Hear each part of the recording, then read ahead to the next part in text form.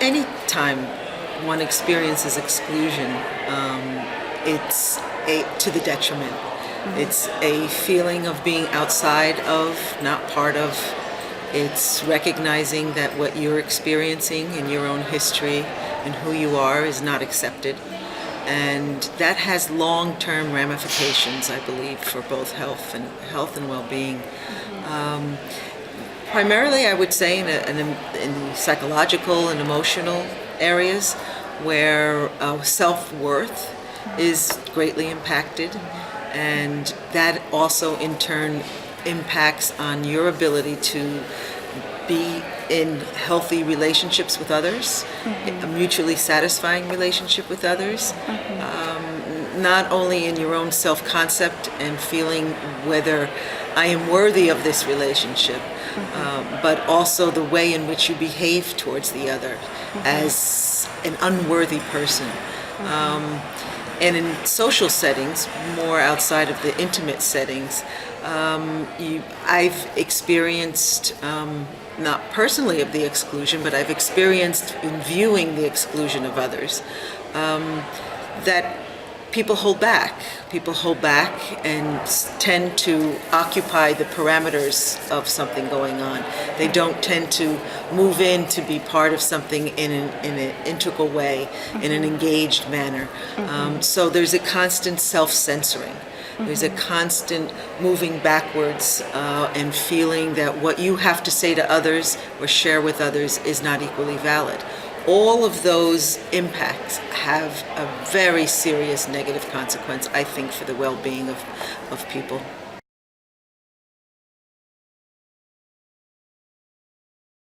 Well, the implications, if they're successful, are incredibly positive. I think having the rule of law behind you, that you are by the law of the society in which you live as a citizen in that society, are recognized. Your needs are recognized, your reality is recognized, and you have that as the support to be able to occupy your rightful position equal to others.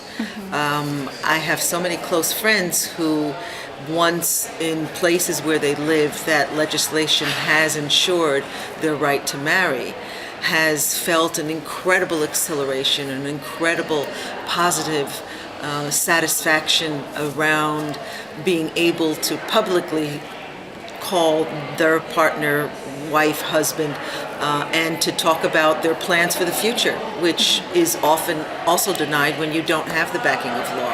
It's hard to plan for the future. It's hard to plan for the phases of life that you know will be ahead of you in terms of last stage of life, in terms of earlier adoption of children or living with families, and the kinds of, our lives are considerably more complex by the onerous and the complexities of laws and regulations and how you have to abide by X, Y, and Z to move through life in a reasonable way.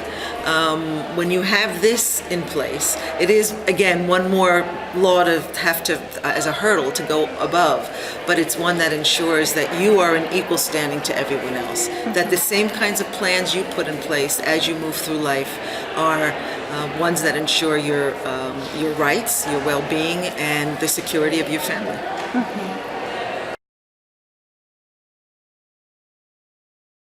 I am absolutely convinced that there is, for many people who think there's a negative impact, a turnaround that occurs. That once they see that this law is not breaking down some fiber of society that's going to then condone promiscuous and outrageous behavior, once they realize that all of the fears and doubts and worries that they had in place will go by the wayside, and they won't be enthusiastic embracers of the new law, but they will see that many of their fears are completely unfounded, and that in fact you have a security of families. When you don't have the law that guides your families, particularly with children, you don't have that in place. It creates a level of instability and unsettledness, that you have more secure families, you have a better reality, a more secure reality for children, and that is always for society a good thing. So I am of the complete belief that the laws will have no negative impact whatsoever, but only very serious positive impact for the individual, the local community, and the state at large. Mm-hmm.